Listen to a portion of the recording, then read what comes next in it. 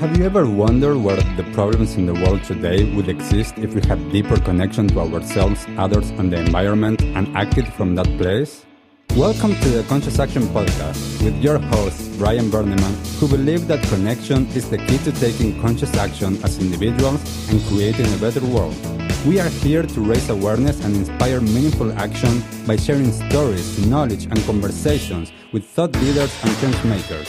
From sustainability to well-being and everything related to conscious living, our mission is to empower you to be the change that you want to see in the world. Welcome everyone to a new episode of the Conscious Action Podcast. I am Brian Berneman, your host, and I have the pleasure to be joined all the way in Australia by Harrison Meagher. Thank you so much, Harrison, for taking the time to be here with me once again, connecting and being able to share conversations. For everyone that is listening and watching us and checking in with this episode, what can you share about Harrison and, who is Harrison? So, Brian, I just want to say before I answer that, it's so nice to be held in your lovely energy, and I can't wait to see what comes out of this conversation today. But to answer your question, I am the lovely label that I currently place on my experience is a spiritual love coach and mentor. And within that, I do many things. But the simplest way to describe it is I help entrepreneurs, business owners, and souls that get a bit too lost in their minds travel from their head into their heart. And I do this through many different kinds of modalities: yoga, inner child healing, ancestral healing, which I know you're a big fan of with your constellation work. But to me, they're all parts of my medicine bag. And the thing that really does most of the support, most of the guiding, most of the loving is the unique frequency that is Harrison. And I try and bring that presence to all the spaces and places I show up in. Beautiful. Thank you for sharing that. And I'm really, really interested in understanding a little bit on your own journey to come to that place, of understanding, to come to that place of being able to support others doing this. Would you be able to share a little bit around, like from a young age, and how was your journey to get here? I love being asked this question because each time I'm asked it, something new comes up that I had forgotten that has added to me. So I just want to say I'm really grateful that you're asking it. And I would say the first component to mention is I grew up in this incarnation as a male, as a little boy. And within the culture, the family, the religious influences, as that little boy, I suppressed and pushed down a lot of my femininity, a lot of my sensitivities, a lot of my emotions and my feelings, which led to a lot of pain. Not so much in my childhood, but it all bubbled to the surface in my adolescence. And it led to a lot of externalization of my identity, a lot of externalization of my love, a lot of externalization of my essence in many ways through drugs, alcohol, women, activities, all of the things. And because of that, it couldn't last forever. And a series of events occurred that were very traumatizing and left a very deep imprint, but ultimately allowed me to embrace what I was, all of those same things that I'd suppressed for so long. And it helped me awaken to the loving soul that I always was. But now, because of the pain, it was so contrasted, and I was ready to not share it with the world in terms of fixing, healing, changing anyone, because I don't think we need to do any of that. But it wanted to be shared with the world because I'd now realized that once you connect inside and you remember what you are, there is a beautiful desire to just share that with no attachment, no expectation, but just pure love. Mm, Wonderful. Thank you for sharing that. I'm always so interested in our journeys to understand, where we came from in this life to the realizations and to the understandings, and this is one of the key things that you just shared, is about that realization that you were that loving being already, even though that was hidden, or there was no realization of it.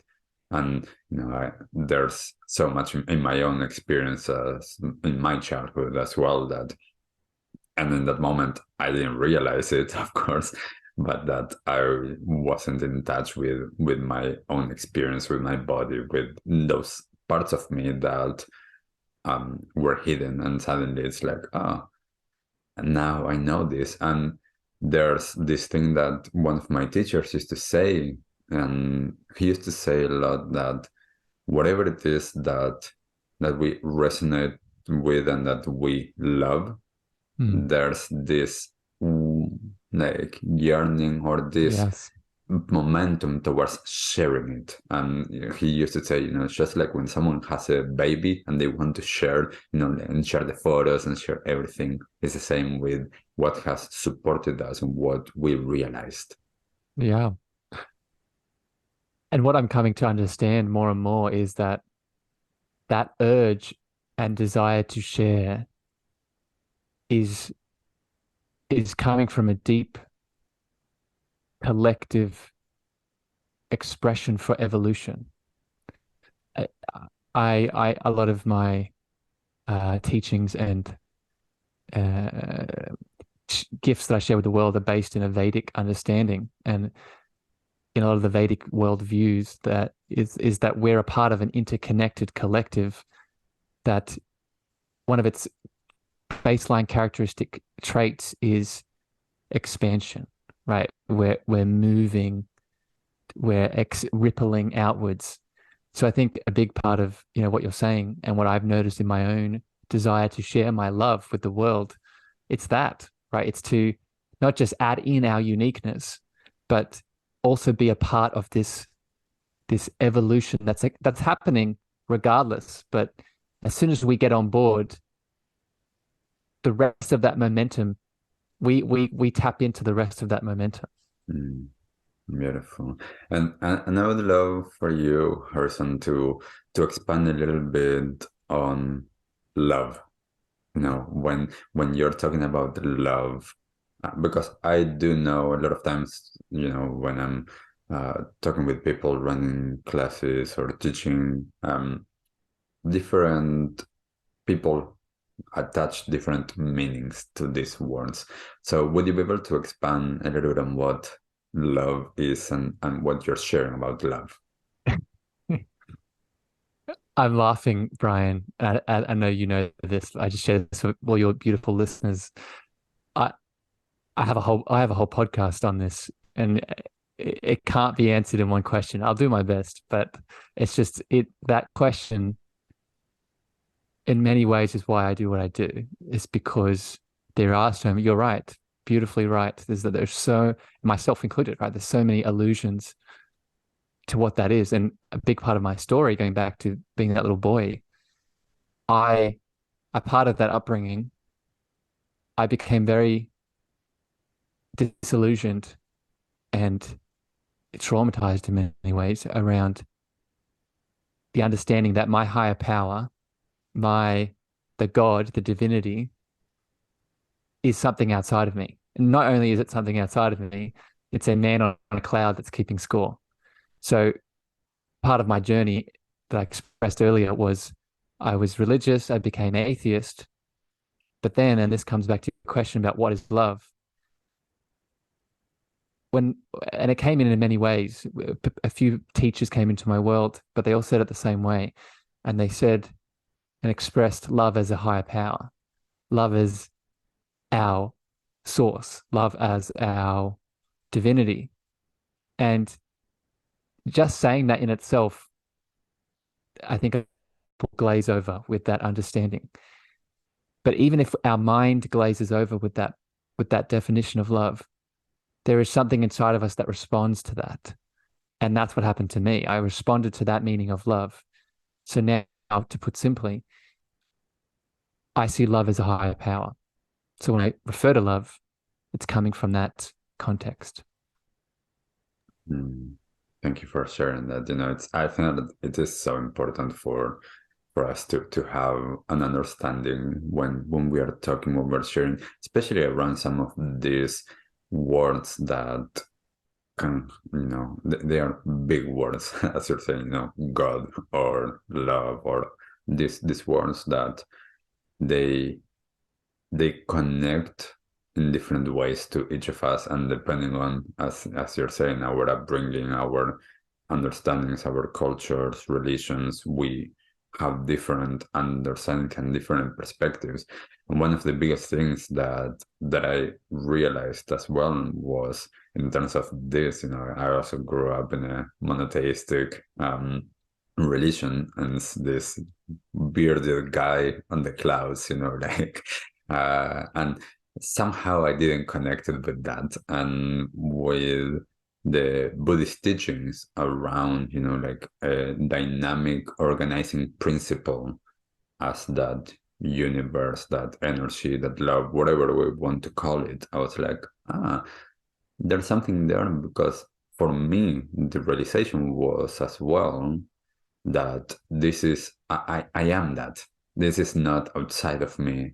I'm not separate from it. Yeah.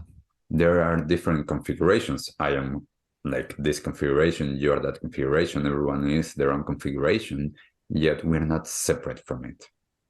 Yeah. And not only are we not separate from it, when I say love as a higher power, or love as this source that we're not separate from, as you're saying, it's not, we have to ask, I think the next question we ask ourselves is, what kind of love is it? Because there are many types of love. We've all experienced it. Part of my adolescent suffering was the conditional kind of loving. And I think conditional loving is a part of the experience, because we learn what our boundaries are and our values are. But that conditional loving is not that deepest form that you're talking about. It's unconditional in nature. And this means many things. But I just want to make this point clear for everyone listening. If love is unconditional, and this love is our source and our higher power, in many ways what that means is we are enough. We are worthy, and we don't have anything to prove. And just those three statements, if more of us in the world held those in our heart, we would see a lot less suffering, because most of our trauma and pain and separation energy that is inside of us is from a feeling of not feeling that, of wanting, of striving for that, of thinking that we need to do the thing outside of us to gain that unconditional love. But the whole time we've had that unconditional love inside of us, just waiting to be felt. Beautiful, beautiful. And I want to touch on this, in our own understanding and in your experience with yourself and working with people. What is the role of the body and of healing? Ooh. Loving these questions, Brian. So, so much is coming through. First thing I would say, let me attach it onto a point I just made around the fact that we need conditional loving to help us connect back to our unconditional state. in many ways, I see the body as the conduit for that conditional loving, right? Think about it from this way. Yes, I am an infinite, worthy, abundant spiritual being, but that's not all that I am. I am also a divinely messy and beautiful human being. And that human being runs on certain physical conditions, i.e., I need to get 8 hours of sleep, i.e., I need to eat this kind of food to make my energy expand, i.e., I need to get outside and put my feet on the ground so I can feel and release that which needs to be released. So, many ways we could answer this question, Brian, but I think from a deeper spiritual lens, it's what allows us to experience that unconditional love. It's what the 3D body is the conduit in which that spiritual unconditional loving state is expressed through, right? Because that spiritual unconditional state was there already, right? It was there ready to go, but it needed to do something to experience itself. And how can it experience itself? One of the ways is through the physical body, either with ourselves, our own physical sensations, our own exploration through our physical being. But then where I think it gets even more juicy is when we get to share our physical body in relation to someone else. And that's where that love is exchanged even more. And as you're sharing that, and I have my own definition for healing. I think that, as you're saying, coming back to the body, for me, has been one of the biggest tools and ways of getting back to that place. And for me, a lot of times I share healing is a return to wholeness. That is what healing is. It's, and this is why a lot of times, that I struggle when I work with people and they say, oh, Brian is a healer. I'm like you healed yourself. Like, yes, I enabled some container or some energy there to be seen, felt, experienced, but each of us do that work. What's the place for you of healing in our own awakening and our own journey to return to that love? Another powerful question, Brian. I got up my phone and I just finished reading a book. You might have read it, but I'll share it for everyone listening. It's called The Presence Process by Michael Brown, and highly recommend it in regards to this topic we're speaking about today. But in that book, Michael Brown says that he has moved away from healing and being identified as a healer, and rather being an integrationist, being a person that supports the person that he's directing his love towards, to integrate back into, as you said, the home and the whole. So one, I think this shift from healing to integrating needs to be seen. And what are we integrating? Right? We're integrating the parts of us inside of us that are in separation, right? That are in fear, that are stuck in trauma, that are stuck in pain, that are stuck in, I'm not enough, I'm not worthy, I'm sad, I'm angry, all the things, right? We're integrating all those things back into our oneness, our love, our home, so we can step forward in our wholeness again. But then the role of the person that's outside of that individual doing the integrating, it's creating the container for them to do that. Because most of us, myself included, the reason we're not integrating is because we're stuck in the pieces. We're stuck in, I'll use the example, let's say I have an inner child wound of rejection, abandonment. It's so easy for me to become that wound, to become that abandonment, to become that rejection, to become the victim. So the external person, in this case, the Brian or the Harrison, shows up in their wholeness, shows up in their love, to remind the person that's stuck in the separation that there's another option, that they can hold that wound, they can support that wound, and through the mirror of love that is the external guidance, they know now what to do. Beautiful. And would you be able to expand, Harrison, a little bit on and this is part of like the work that I love, and I have done a lot of it, the inner child work, remembering, connecting with it, processing it. Yeah, where do you want me to start, Brian? Because it's a big topic. Do you want me to start with like step one? Well, start with your own experience, and what would be like an approach that you would share with people working with it. Yeah.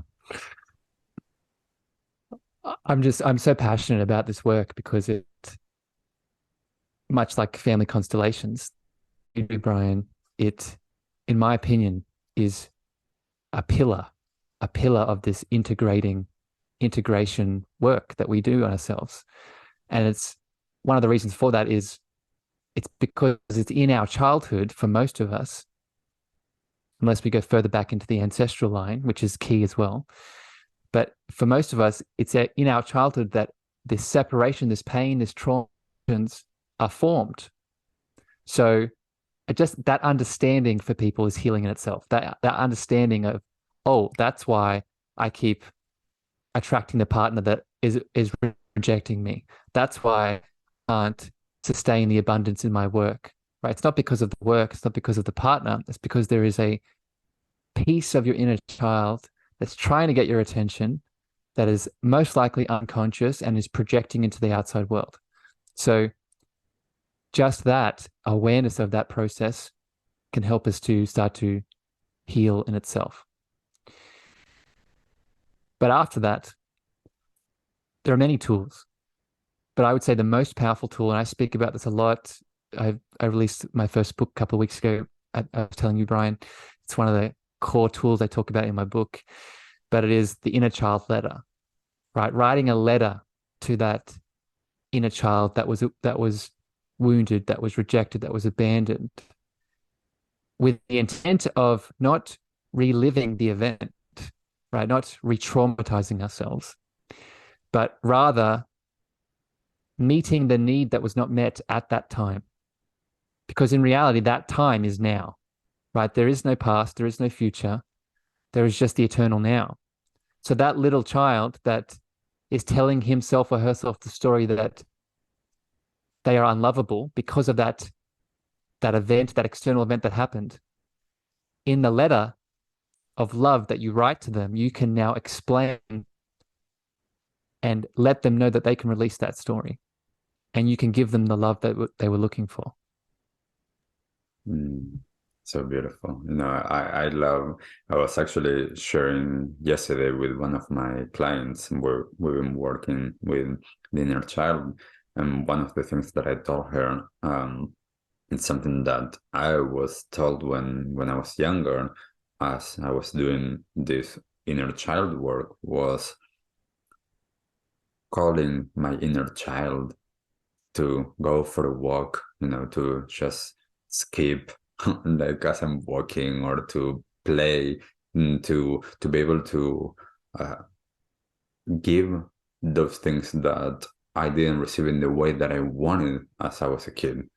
That now as an adult, as you're saying, that is happening right now, because there is no such a thing as time in one layer of experience.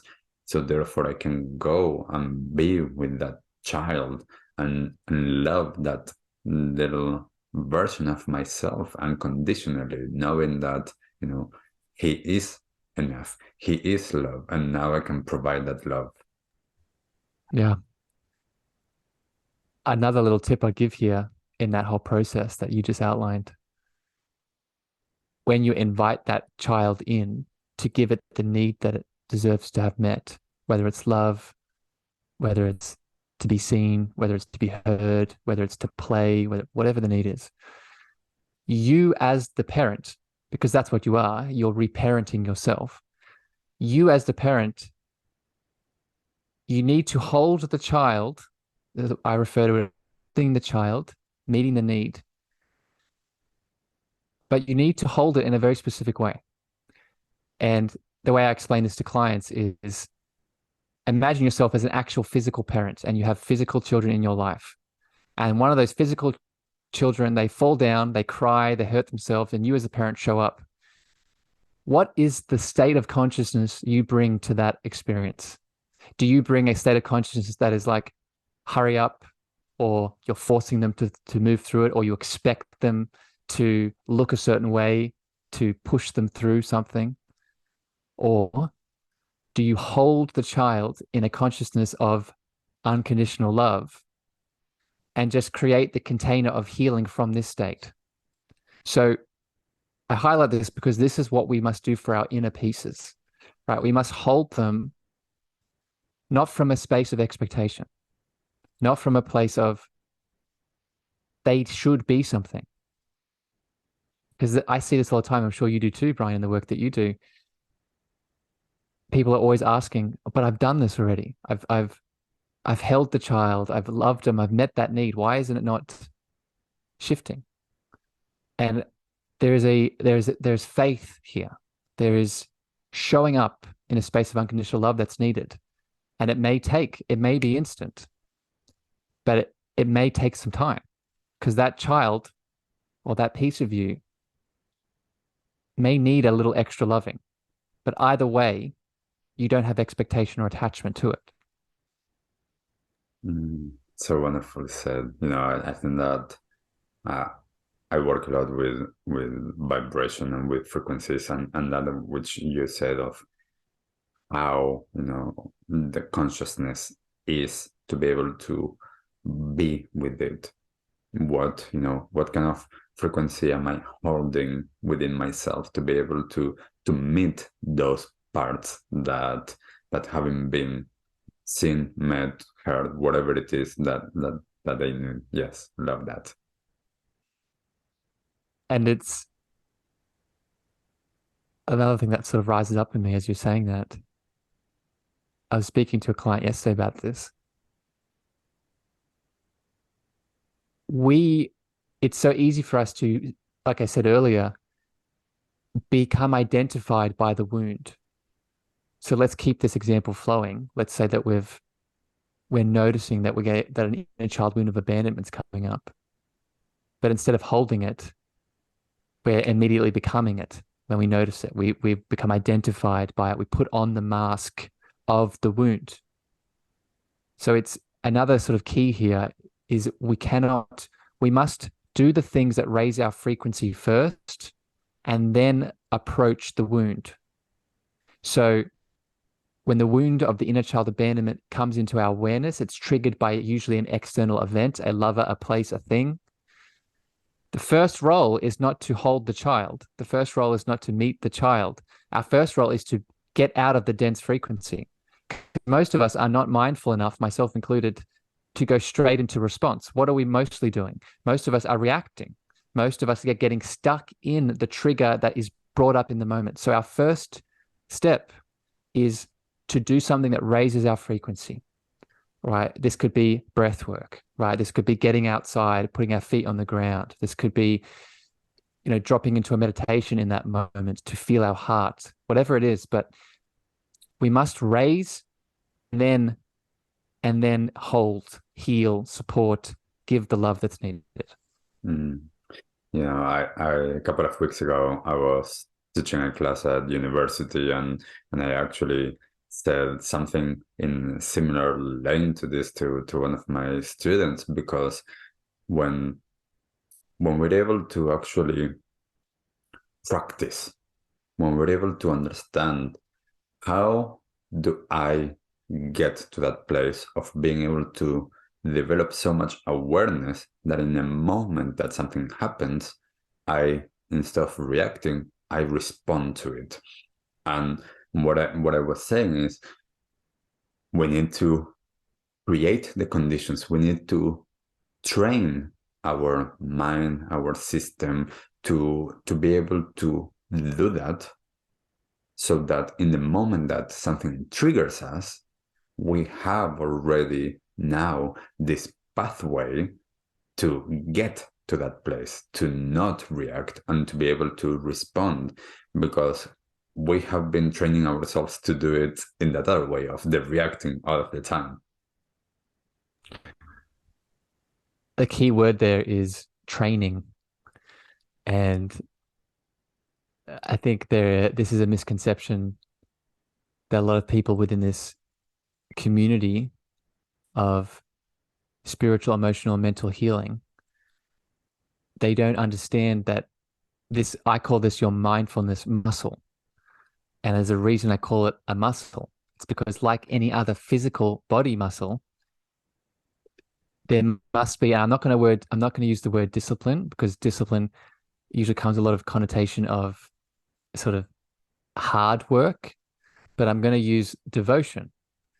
And what I mean by that is we must show up. It doesn't have to be hard, but we must make the commitment to show up, to do these practices, to do this mindfulness, this responding instead of reacting. Because if we don't, we're not going to get to that point that you just talked about. We are going to be constantly reacting. And I say this with no judgment, because it's, again, whenever we make this distinction, there's a lot of religious programming that there's something outside of us that is testing us, right? There's something outside of us testing us whether we've built this mindfulness muscle or not. And that's not true. Remember, the baseline state is unconditional love. Unconditional love. You're loved either way. However, you're going to have an easier flow through your human experience if you make your choice to show up in this way and build these muscles with heart.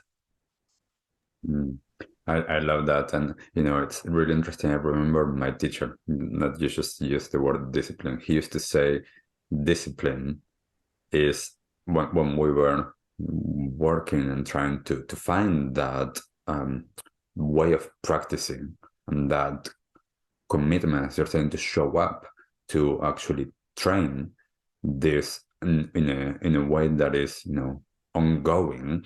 He used to say, discipline is about finding the right discipline, not about it's hard, I need to train in this way. It's about finding which is the discipline that is going to enable me to easily keep going with it. Because what he used to say was, when everything is hard in our lives, we are not going to practice. Yeah. When everything is good, we think that we don't need to practice. We will only practice when we are in that middle state. And how much time of our lives are we in that middle state? Yeah. This brings up it's related to this, what we're talking about, but it's a whole other topic here of right action and inspired action.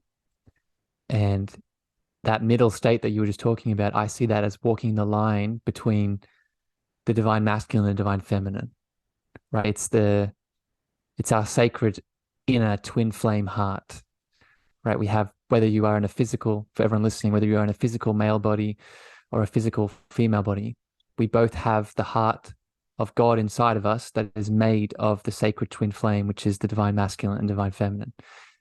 And when we walk that line, we are simultaneously getting the creative flow, the insights, the divine eternal knowledge. And then within that inspirational download, we are taking action, but not taking any action, like you said, not hard action. We're taking inspired action. We're taking channeled action because we know the thing to do. We don't need to do all the things. We need to do the thing in this moment that is aligned with that twin flame heart. So I think that is a big lesson we all need. And Harrison, because I love this and being in alignment and those aspects of ourselves, the masculine and the feminine. Yeah. Would you be able to expand a little bit more, especially for those that are listening, on how they could potentially start to get to that place of aligning these aspects. Yeah. So I just want to underline how deep this is, because these two polarities, if you want to call them that, they exist in all aspects of our life. It's not like we can't escape them, right? They're everywhere. So the first tip I would give is acknowledging that whether you are showing up in your work or your relationships, or just, I spend a lot of my time, I'll give an example, right? I spend a lot of my time, by myself in my home, working, eating, sleeping, moving, doing all the things. Whether I meet another person on that day or not, those polarities exist there.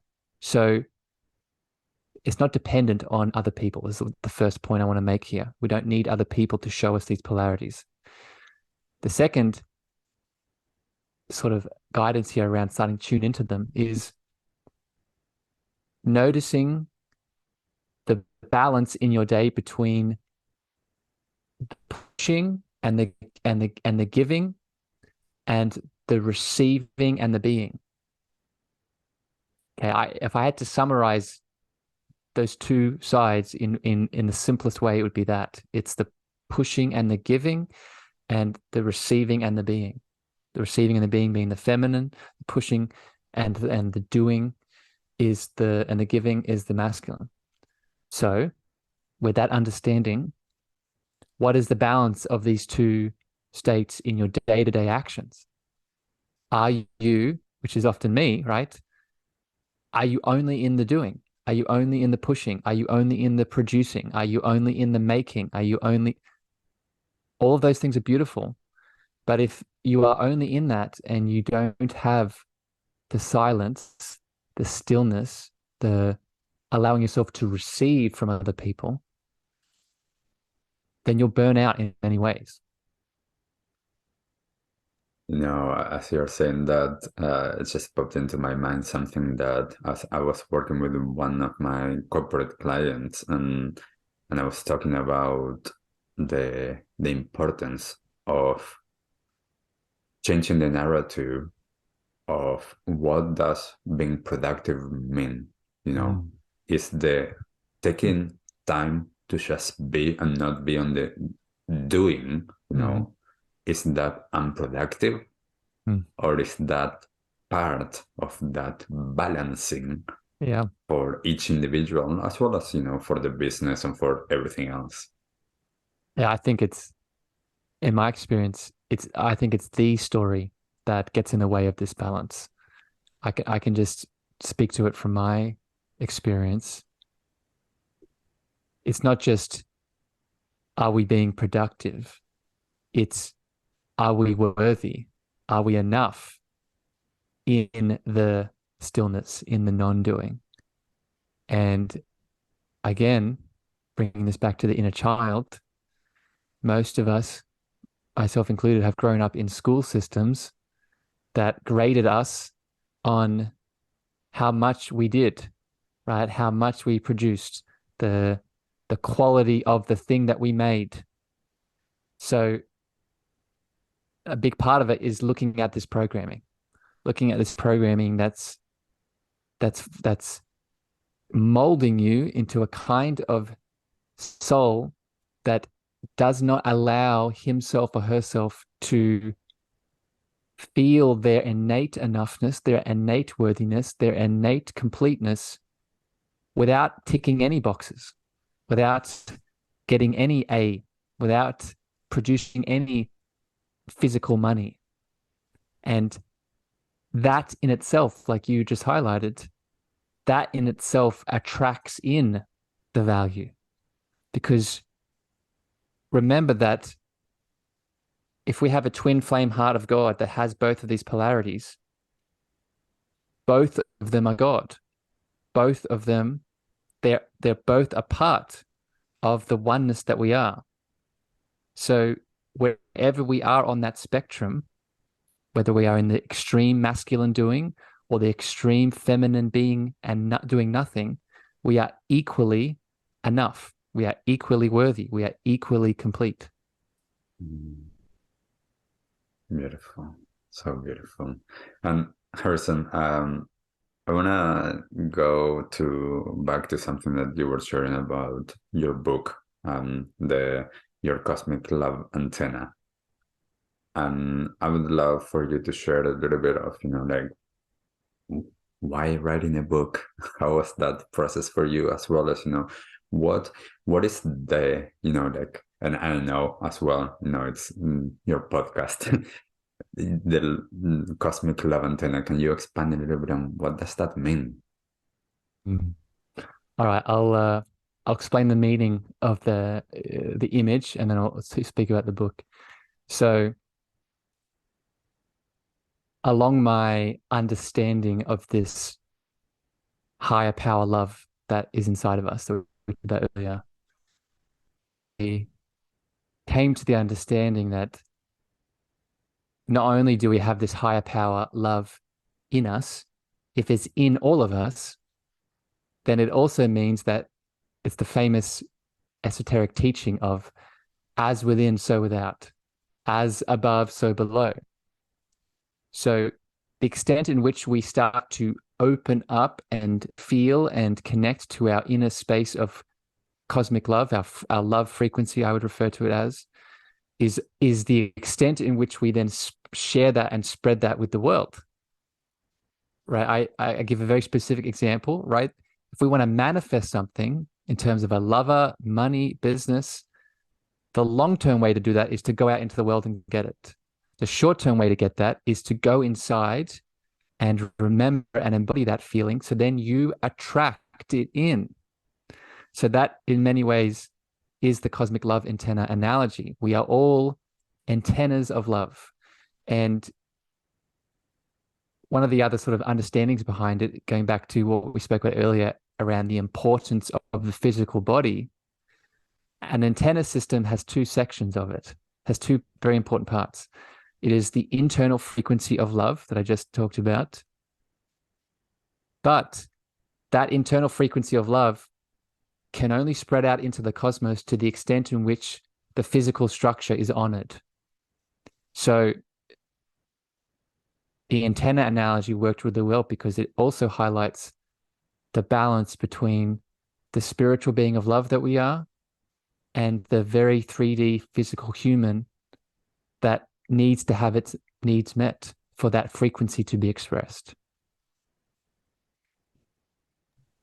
So beautiful. And I remember many years ago that I actually it wasn't used the word antenna, but Bruce Lipton was talking around being a receiver as well of consciousness, of being the receiver of how our body is primed to do that. And I love what you said of I often say the more that I can be in a frequency, the more that I am attracting that frequency. So if I am living my life from a frequency of abundance, regardless of my current circumstances, then I am attracting that. I am allowing that to show up more in my life. So I love what you said. And going back to the book, what prompted the book to actually be materialized? Be manifested. Yes. So there's so many things I could say to this, but I'll say a few. My mum was a big loving push. In her eyes, the book should have come out 10 years ago, but it needed to cook a little bit. And I look back in hindsight at all the things that I've been through. And in many ways, the book manifested as a natural expression of this journey that I'm on, both my own internal inner journey, but then my active choice to then share that with the world through the coaching and the mentoring that I do one-on-one. And also you mentioned the podcast, which has the same name. So the book was just another way to share that love and all the teachings and the guidance that has come in through the work that I've done, and also all the people I've had on my show and the learnings that I've gained. And I wanted to put it all in one place for people to digest it in a very easy way. That was one of the reasons for manifesting it. But then the other reason that was relatively new, the most recent part of my spiritual awakening experience has been, I've been in a mystery school, a spiritual mystery school for the last year. And for people that don't know what that is, it's just think of it as higher education, but for your spiritual development. And a part of that school was opening up to my channeling abilities, channeling more of my divinity, my love, my spiritual essence. So I wanted to test that in many ways. And I thought, what would be a way that I could express this channel in a gift? And it was the book. So very tangibly, what that means is I didn't write my book. I didn't sit down in front of a computer and type it out. If you've read it, you'll know this. I channeled all of it.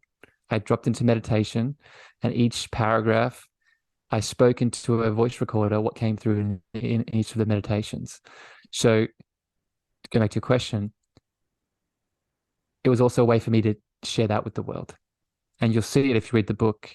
It's not written like any other book. It's very poetic, and you can almost, I've had the comments already coming in. As you read it, you can feel me speaking it because of the way that it flows. And I love books. I love reading, and I love the connecting to that feeling that you're saying, connecting to that energy. This is one of the things that for me with books is, I can feel the energy that it was shared, whether, as you're saying, it was like voiced or written. So yeah, thank you for sharing that gift with all of us. It's a pleasure, and and I can't wait for more people to get a hold of it and be impacted by its frequency, like you're saying. Beautiful. Harrison, we are going to have plenty of more times to chat, but for this podcast specifically, we're starting to get towards the end of the conversation. I would love to ask you, whatever comes up now for you in terms of what is one thing that you wish everyone in the world knew?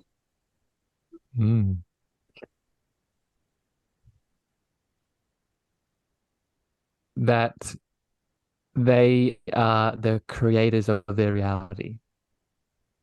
And what I mean by that is, and we've spoken about this today in a few different ways, but it's very easy for us to unconsciously, unintentionally give our power away to an outside source.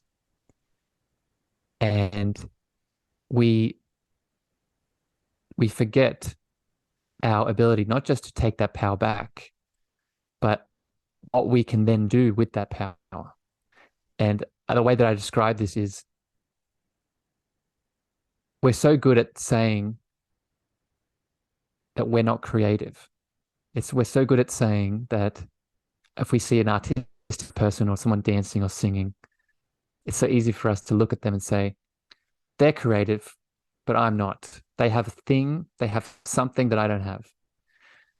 Where in that story, we're overlooking the fact that we are creating our reality all the time. It's just most of us are creating a reality that's negative. Most of us are creating a reality that's based off our limitations, our illusions, our traumas, our pain. So what I wish everyone knew was that they're creating all the time.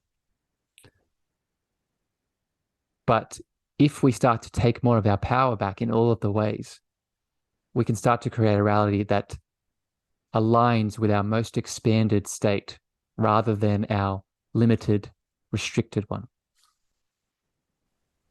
Beautiful. I just felt it. I'm like, woo. Thank you for sharing that.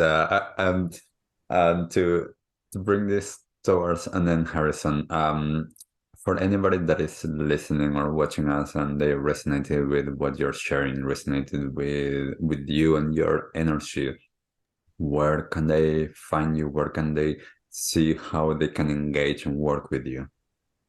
Well, first of all, Brian, I want to give you some love, my friend, as someone who very intentionally creates this kind of space for other people. I now know what it feels like to be in that space when someone else does it for me. And I just want to honor you for the love that you create with this conversation, with this show. And I just feel really supported and seen. So thank you for this conversation today. For people interested in my frequency, my love, the work that I do, the easiest place to go is my website, harrisonmeagher.com. That's Meagher spelled Meagher. You can also find me on all the social media platforms at Harrison Meagher, same spelling. And I'd recommend you check out my book, Your Cosmic Love Antenna, available on Amazon. And I'd love to hear your feedback if you want to reach out. Social is the best way to reach out. Beautiful. And we'll have all of the links on the show notes so that everybody can access it easily. So for everybody listening, watching us, let us know what resonated with you. You know, what did you hear? What did you learn? What would you like to ask? Allow this conversation to keep on going as you know, we continue to spread our lives and our energies in this world. So yeah, thank you, Harrison, once again for being here and sharing your energy and your gifts with us. It's a pleasure, Brian. Thank you, and thank you everyone for listening, and we'll see you all in the next time. Bye! What did you like the most about this episode? Take a moment to think about what change you can make in your life today. Share your conscious action on social media using #ConsciousAction and tagging @ConsciousActionNZ so we can celebrate your impact on the world and create a ripple effect. One easy action we would love for you to take right now is to share, like, and subscribe to this podcast. This will help us get these messages out into the world and inspire more people to take conscious action in their own lives, contributing to the better world we hope for.